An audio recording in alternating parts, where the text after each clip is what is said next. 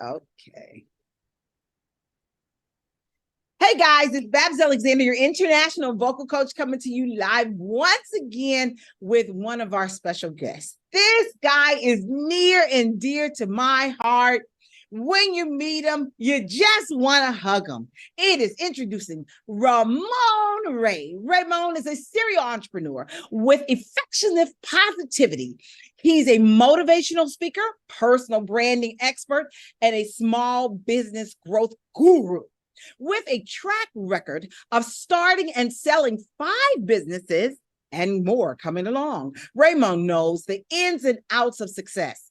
He helps businesses owners get noticed, build trust, and ultimately boost sales. His sought after celebrity CEO, which I have my book, Blueprint at celebrityceo.com, reveals his secrets. Ramon is also a publisher, easy to work with, and consistently earns 5-star ratings from clients and event attendees. Ladies and gentlemen, may I present to you and to others, Ramon Ray. Wow, what an intro, Babs. You should be a voiceover coach or something like that, Babs. Wow, me. I do that for fun. You do a great job. Thank you so much for introducing me. It's great to be here with your community and your audience, and I can't wait to learn from you and learn with you and share with them. Thanks for having me.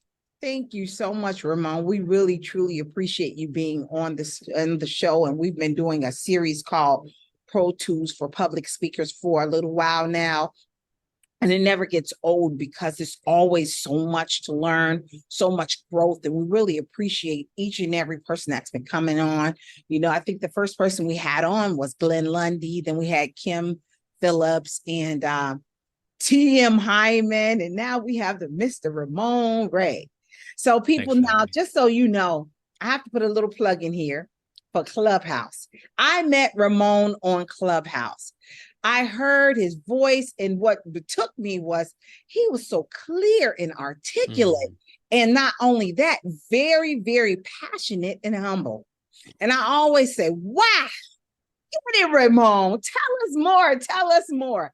And so that's why I'm very excited about having Ramon on the show, because Ramon has such a passion and vigor for just being able to speak, to give the story out to you until we get an opportunity to get that little insight that we'll get a chance to hear more about you. Ramon, tell us a little bit about yourself and what you're doing, what's happening at this time. Sure. My ultimate purpose, as unapologetically positive as I have in my bio, is to really help small business owners grow. Small business owners, coaches, authors, speakers, and consultants is my primary focus because I am one. And so I do 3 primary things. One, I'm a professional speaker. So I'm hired by large brands, usually the events I do in Las Vegas, Orlando. They have a stage, they have lights, 2-camera shot, over 1,000 people. Those are my perfect audience. And they hire me to do motivational speaking on their stage, usually about personal branding or other things like that, and or host their events. That's one. I'm a professional speaker. Number 2, I help people build their personal brands through my brand Celebrity CEO, how people can be a celebrity CEO and be more known, generate more attention, earn more trust to get more sales in their community, in their audience. And then the last thing, thank you, Babs, I'm the publisher of zoneofgenius.com, where we help small business owners live life fulfilled. So zoneofgenius.com, celebrityceo.com, ramonray.com. That's what I do. The man is entrepreneur, serialpreneur, and all other preneurs. He is moving. That is so great, Ramon. That's one thing about it. I think my plug in question personally is, how do you keep everything organized and develop? I have all these companies, and I too, I'm trying to move in all these wheels, but let me hear, how do you keep things organized and keep things on track to where you want them to go? Sure. I have a great executive assistant. Her name is May Ann, and I can throw everything at her and she can just spit it right back in the right order. Number 2, I have a great head of operations. Her name is Jamie. So she helps project manage and lead many of the things I'm doing, in particular Celebrity CEO. My email inbox is my go-to priority source. It's highly, highly filtered and segmented. I get hundreds of emails, probably thousands a day, but I'm still a zero email inbox policy. And task management. Asana is my go-to tool. Every Monday, I look at it. Every Monday at 8:30 a.m., we have our team meetings, and we go through boom, boom, boom, boom, boom, boom, boom. Having said that, it sounds better than reality. So I'm just like everybody else, scrambling, doing this. Oops, I'm going here. Did I get a hotel booked yet? All that stuff. So it's a imperfect, perfect mess. Listen, and I'm sure that it's joyful and exciting all the way through. So now tell me, how does the family take in you in all of your greatness? Do you have a time where you say, listen, I'm working from here, and then we're going to stop, and then this is set aside time for me to be able to enjoy my family? How do you do that? Interesting. Well, years ago, before I became an empty nester, which I am now, I've been an entrepreneur for a while, and we are homeschoolers. So our family may be a little different than other families. So there was a season in life where I would work from home, and we had homeschool in the home, and et cetera. So my wife has been a stay-at-home mom for about much of the 30 years of our marriage. And we both are full-time parents, but she's had the bigger responsibility. Got to shout it out to moms of raising our kids and nurturing them. I'm a very present father, but just somehow moms are pulled on a little bit more, a little differently than dads are. So that's a little bit there. Number two, if it's helpful for others who are learning, not just about me, but I hope people learn from it. I want to help others through their journey, is educating my children and my family, just educating them. Here's my work. Here's your work is to be in school. Your mother's work is to do this. So educating, I think family, everybody has a role. I think that's number two, very important. Number three, the times I did travel and go about, my family would travel with me, not all the time, but I think my children have been on airplanes and hotels more than the average child, put it that way. You know what I mean? So being able to integrate them in my business to some degree, being around me, knowing who, especially as people who've been around me for a while are, that's the third thing. Yeah. And I guess I'll leave it at that. Is that helpful? Or did it make any sense? Awesome. And you seem to always have it all prioritized. That's a good thing.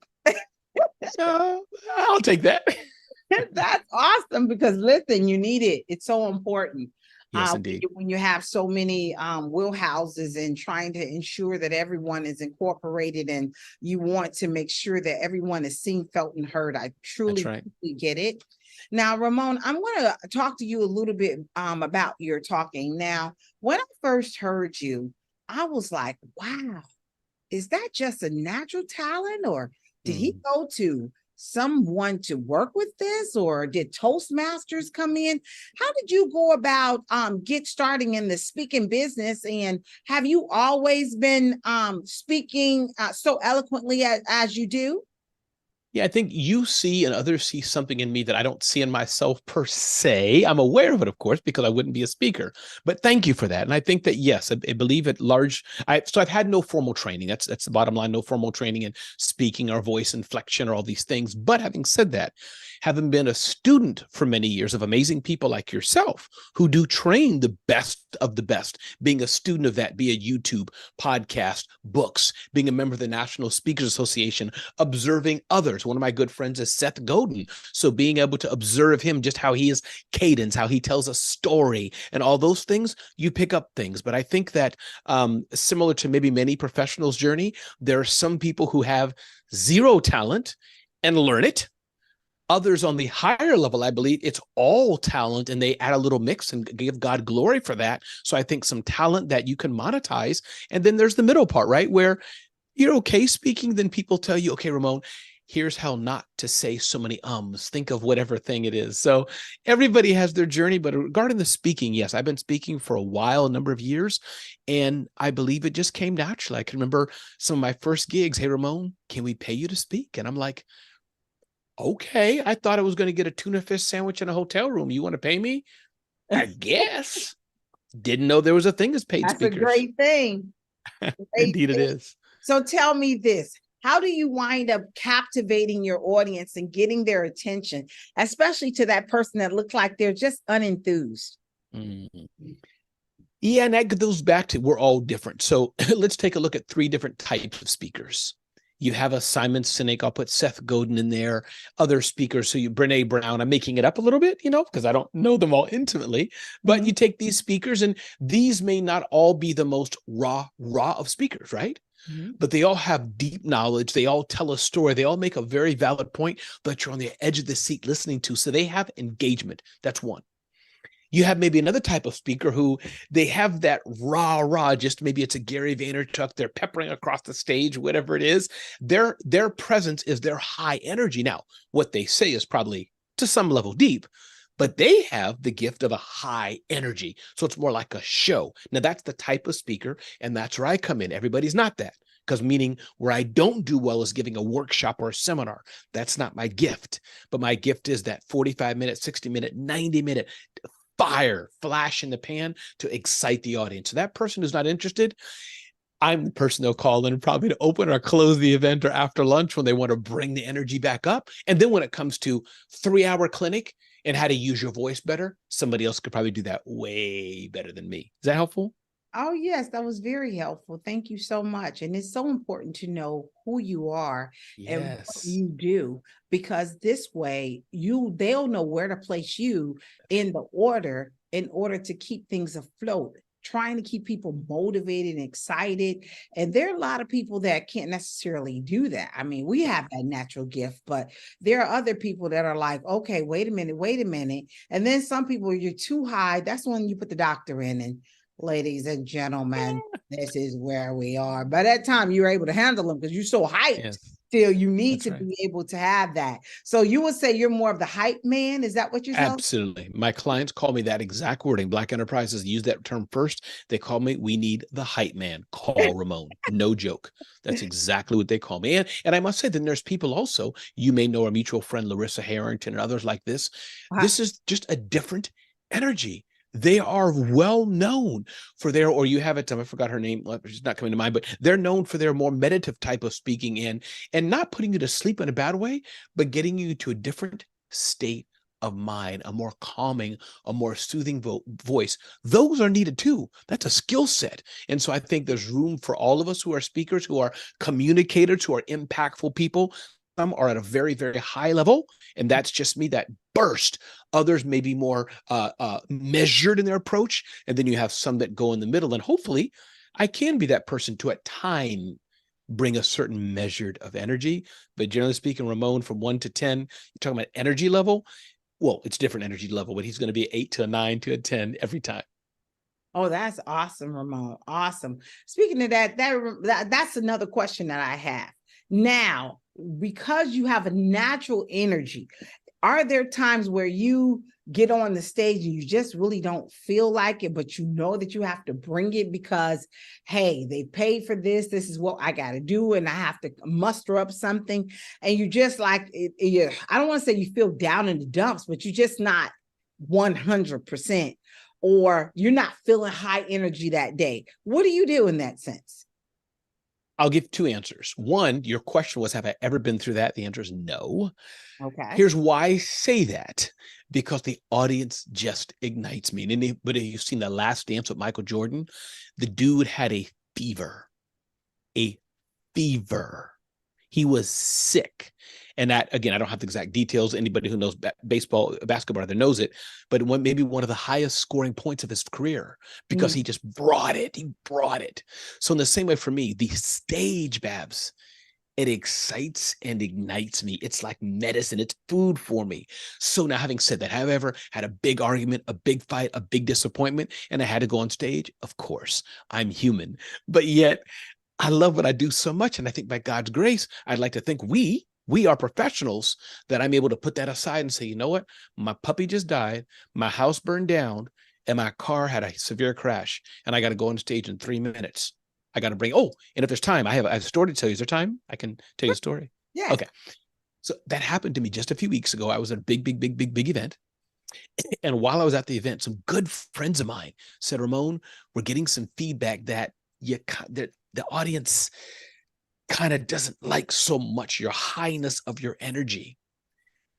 I had about an hour, 2, whatever it was, to go on stage, Babs. And as you know, as a speaker, that can kind of drag you down. but I'm glad they told me because these are people I trust and I know who appreciate me and I love them, they love me. So I had to internalize myself, talk to myself, heal myself, bring myself up as I'm on the catwalk behind curtain, getting ready to go on stage. I had to uplift myself, and I did it. So I hope that's helpful. But if you're good at what you do and you grow, you can do it. Indeed. Thank you. You said something. I'm talking to you while people are listening over on Instagram. Please. They're listening because they here. Hey, Instagram people, DM me at Ramon Ray Smart Hustle. DM me so I can send a copy of Celebrity CEO to somebody on behalf of Babs. DM me, Ramon Ray Smart Hustle, and I'll send it to you. Go ahead, Babs. He said DM him on Ramon Ray Smart Hustle. That's and right. He'll send you a copy of Celebrity CEO. Okay, so make sure you heard that. This is Ramon Ray, ladies and gentlemen. All right, you said you had to internalize. You had to do a little bit of self-talk. Getting back to that's the word. Yes, talking about with the story. You had to do a little bit of self-talk to get yourself in order. And I believe a lot of times we need that self-talk, because if we don't put what's supposed to be on the inside of us, that God has already given us that innate ability, that we have to drum it up sometime and pull it out, then there are times that I'm like, I don't know, we can't do that. Don't believe what the other person had to say.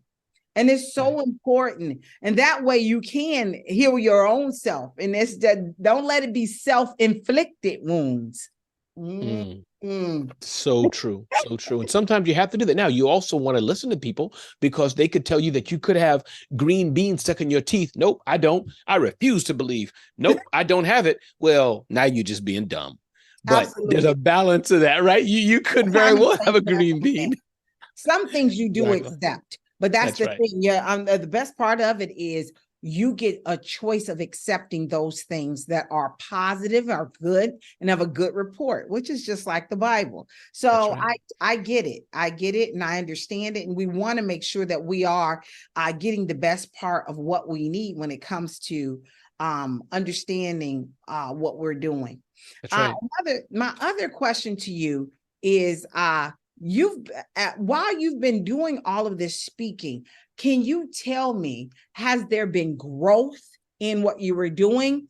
Or have you ever gotten to a point where you got up to talk and you had that lazy tongue or that cotton mouth where you feel like if you did just a few articulative moves that you will actually get up to be able to get the mouth to move like you want it to move? I love that. I love that. I think so. The answer is yes.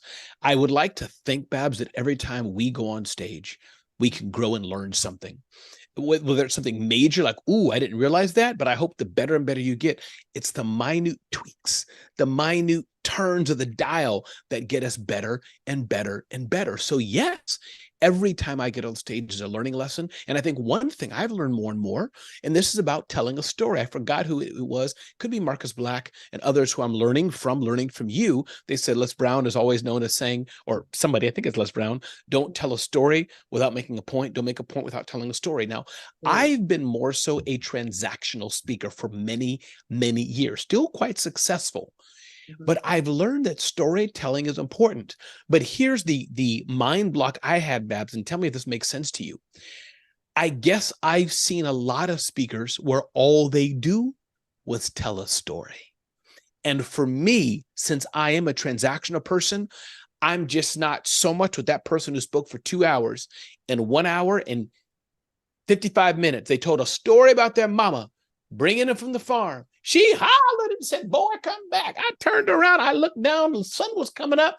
And we doing that for 90 minutes. And then at the end. So that's why you need to do Facebook ads. See, I can't. So I'm kind of teasing. But hearing speakers do the story for 90% of their time, too much. So I've always kind of resisted it. But I'm realizing, no, a good story to illustrate a point definitely is a good thing. So I hope that was helpful a bit. Absolutely. Absolutely. And it's important. I understand the person telling the story, but it's like, get to the point. What is it that you're trying to get us to learn out of this?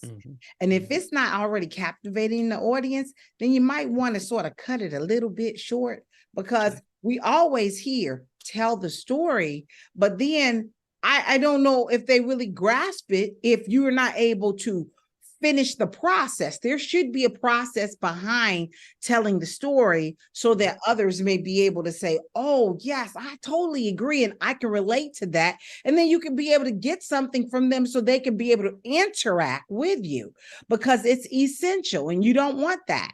So, and thank you so much, Ramon, for that. So when you get on here now, when you say a transactional speaker, tell us exactly what do you mean by that? Sure. A lot of my business talking has been how to get free publicity. 10 key points. Boom. Great presentation, but 10 key points to build publicity. Or one of my talks are human connections in a digital world. Another talk is how to rock social media. Another talk, of course, is my personal brand talk about celebrity CEO. So talking to business owners, those are boom, boom, boom, boom, boom. Do this, do this, do this, do this, do this, which is great. Here's the blueprint. But I realized, though, starting it off or integrating more so, I used to work at the United Nations, one of the best organizations in the world. One day I get a letter from DHL that says, Ramon, you're fired. How many here knows what it's like to be fired? How many here knows what it's like to be rejected? Well, I went through that. And lo and behold, from then I had to feed my family. And that began the journey of being the celebrity CEO, where instead of trying to make a sale, I said, let me get attention, let me earn trust to generate a sale. And today, everybody, I'm going to walk you through the process, how I turned my tragedy would happen to me, and I became one of the best speakers in the world. So you see what I just did? So that's what I do. So integrating that story, others like that, I realized adds a bit more catch up.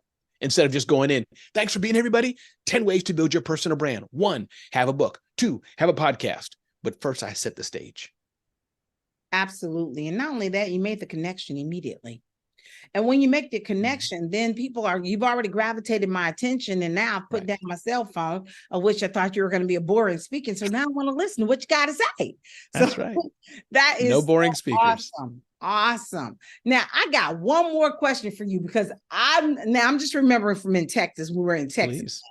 And that was, talk to us. Do you use any type of visual aids like slides, props, or anything that's a bit tricky to be able to work with the audience or captivate your audience? If the spirit moves, yes. Like I'll be in Minneapolis and I'll probably use a whiteboard, but the whiteboard is just really, I just find it more engaging. I'll write down the points as I'm saying this and scroll. Sometimes when I do coaching, I may map some things on on an easel or something. But generally speaking, for me, it's traditional slides, but nice, big and bold, big pictures, big images with 1 or 2 words on it. So that's usually my go-to as a good slide. Okay, awesome, awesome. So based on what I'm hearing from you, you have, I don't want to say you have your speaking technique just down pat and you use these certain things. Do you ever vary from transactional speaking or from being, I noticed that all of it is relatable. No matter either one that you were using so far has been very relatable to people. Do you use other styles or are you still learning in these styles? No, so now everything I do, generally speaking, I try to integrate 1 or more stories. So I still in the transactional speaker, like for business, right? Because we want the bullet points. If I'm teaching you Facebook ads, you don't want to hear 67 minutes of a story. You want to get to the point. How do I do pixels? How do I do integration? How do I do WordPress? How do I do HubSpot? How do I do ClickFunnels? How do I do Word? You want to know how to use video. You need to hear the boom, boom, boom. But I share how, hey, listen, I had a client call me. And since they watched 67 of my videos back to back, by the time they called me, they already knew who I was and I got the deal. So here's how video is important. Let me show you what I do with video. See, so how I did that. So just that simple thing gives people the context. Oh, okay, he's done it. Or like you said, I can relate to him. Let me listen more. So yes, I use a variety of tools. And I tell you, Babs, this is one of the stumbling blocks even of my business, because as some of our mutual friends give a deal, make a pitch. I'll be walking on stage. As I look at the audience, I will feel a download to do something different, and I'll just serve them so differently and leave. So that's what I do. Absolutely. Absolutely. That's the best, because that way it's almost like it catches you off guard because you're reading you're reading the audience to see what their needs are at that That's right. time. And that's me. Right. Because I will come out and break out in song in a minute and just captivate them because, you know, I sing. That's what I do. Mhm. And then pull them in right from there because, you know, now you have their attention. And Yes, like, yes. they're like, I cannot believe that. And then they go right into it. So that is so awesome. And these are some things that I'm like, okay, I'm taking notes from you. Now, listen, finding your own speaking style. We just talked about that. I want to go into handling those unexpected questions from your audience that you get. And it's like catching a curveball. What are your friendly tips for your Q&A sessions? Are they fun and engaging? So yeah, I'll answer both questions, but to answer the question about getting curveball questions, I think 3 things you can say. I get this from Dr. Janie Lacey and others. A, could you repeat that question, please? 2, why did you ask that question? What does it really mean to you? Or 3, that was such an amazing question. Let me take the time to reflect on that. But here's something else that may be helpful for you. So there's multiple ways you can serve somebody and deflect it. So that's one. But number 2, yes, my Q&As are always engaging, always on point. I have a lot of fun. I can bring props into it, not bring props. I have props even around me right now. So for sure, my Q&As are pretty fun. I like to walk the room. I also like to do my own mic running. I find most people can't do mic running well. In fact, I bought the domain micrunner.com, something like that. I don't use it anymore, so it's not there. Don't go to it. But I believe many people can't do mic running well. So I like to do my own mic running because even that is an engaging way to serve the audience. Oh, that's so awesome. Yeah, you do. I have seen you run with the mic. Yes, yes. Yes, indeed. Thank you so much, Ramon. I really appreciate this, taking time to be able to speak with us today and just being able to go in on some different things. And I have one question for you. Have you ever been on stage and got cotton mouth?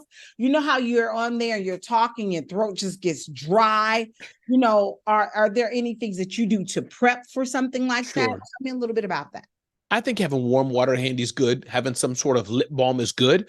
I have gotten freeze-brained before where I'm in the middle of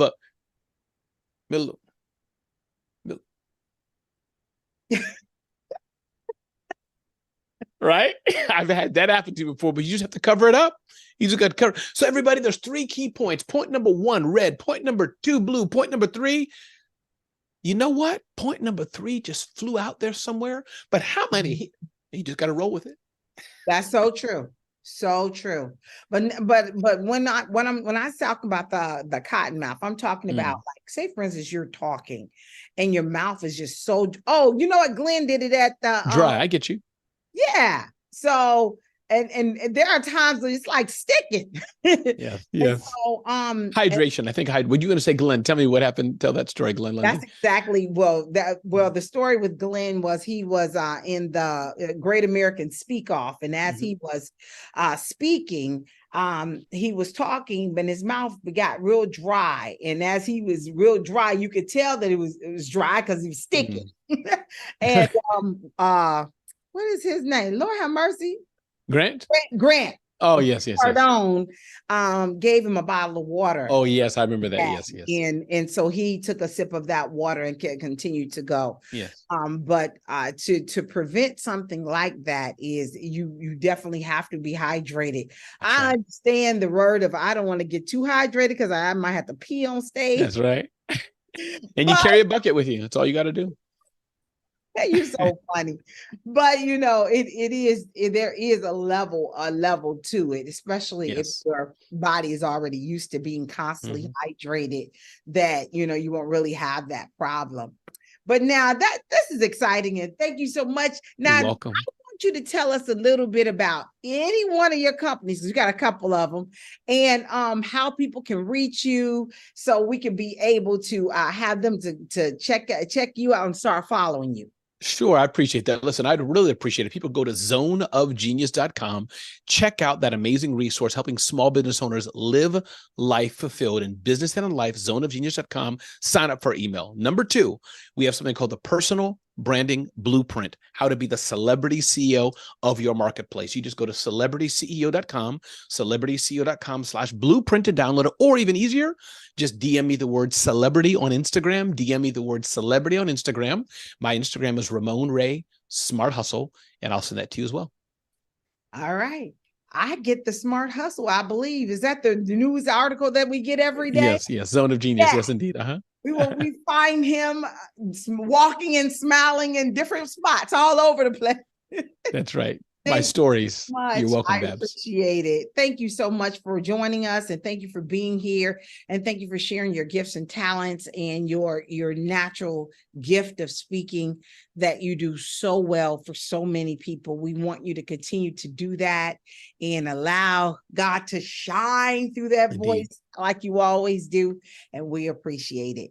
Guys, this has been Chats with Babs with Ramon Ray, the great American speaker that's coming up very soon to a theater near you. So watch out when you hear that name, you know he's coming. See ya.